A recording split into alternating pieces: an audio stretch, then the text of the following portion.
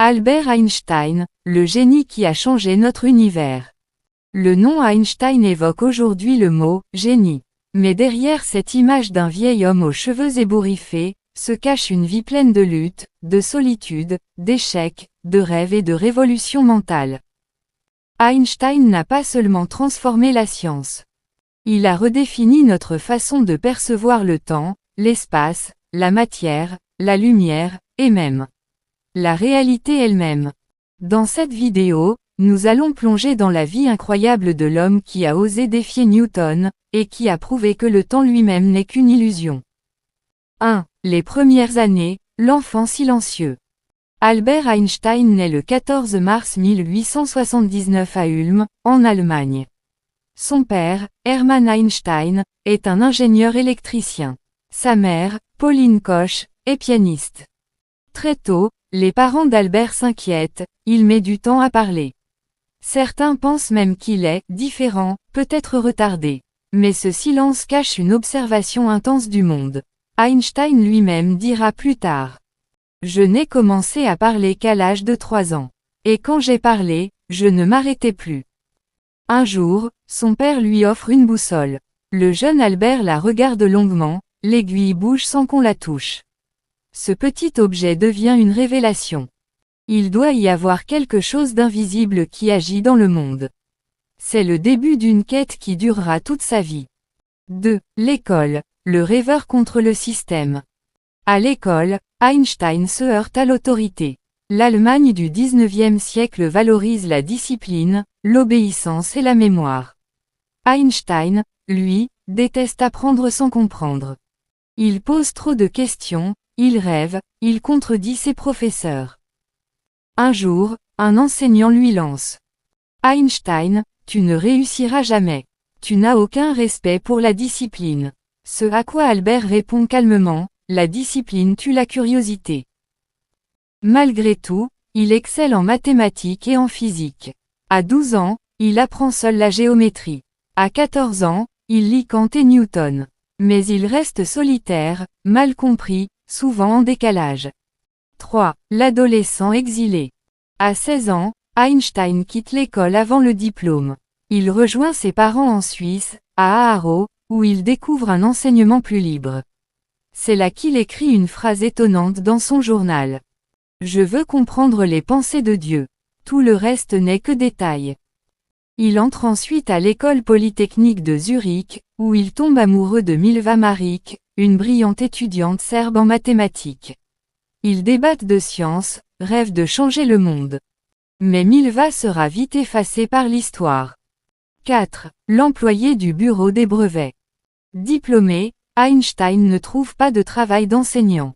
Trop original, trop indépendant. Alors il accepte un poste banal, employé au bureau des brevets de Berne. Son travail, lire et examiner des inventions. Mais c'est là, dans ce bureau poussiéreux, qu'il va imaginer des idées qui vont bouleverser le monde.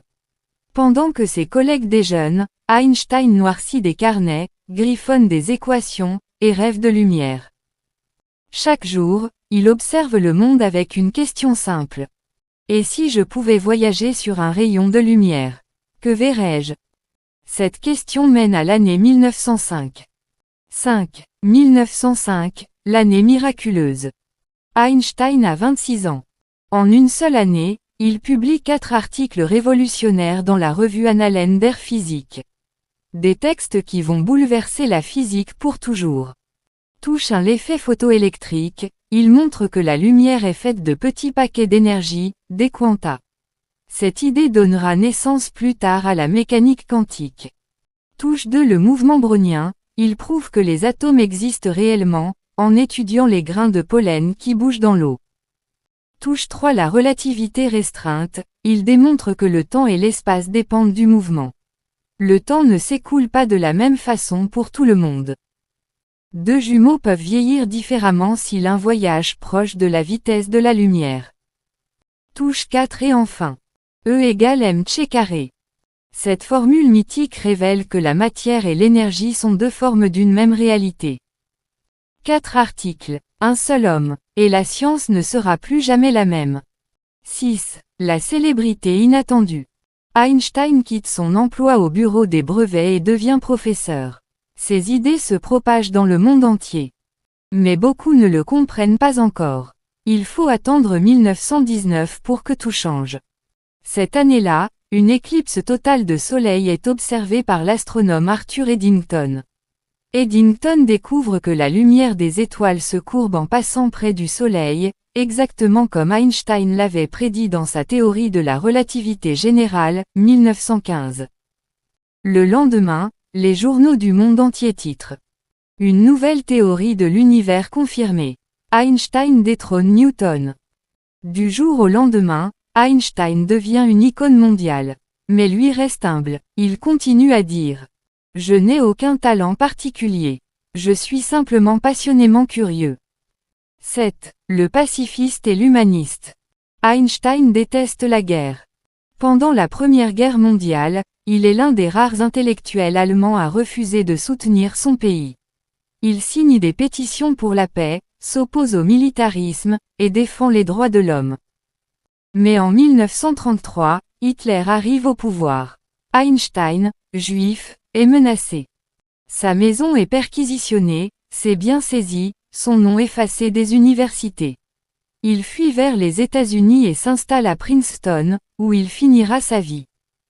C'est là qu'il écrira cette phrase célèbre.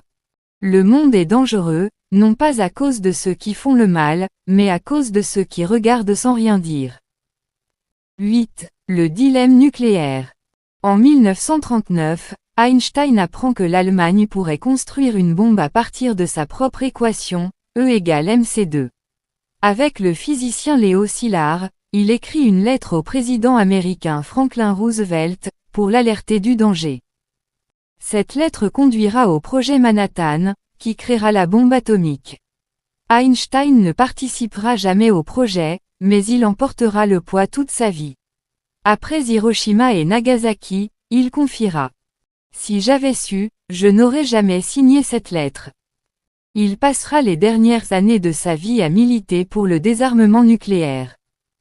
9. La fin d'une vie, le début d'une légende. Einstein vit simplement à Princeton. Il refuse les honneurs, décline la présidence d'Israël en 1952, et continue à chercher une « théorie du tout » qui unifierait la gravitation, l'électricité et la lumière. Il ne la trouvera jamais. Le 18 avril 1955, il meurt paisiblement, à 76 ans. Ses derniers mots seront prononcés en allemand. Mais l'infirmière ne les comprend pas. Son corps est incinéré. Ses cendres sont dispersées dans un lieu tenu secret. Mais une chose ne sera jamais rendue, son cerveau. Le médecin légiste Thomas Harvey le retire sans autorisation. Un acte qui donnera naissance à l'un des plus grands mystères scientifiques du XXe siècle. Et c'est ce que nous verrons dans le prochain épisode. Alors abonne-toi pour ne pas rater cette nouvelle aventure scientifique. Albert Einstein n'était pas seulement un physicien.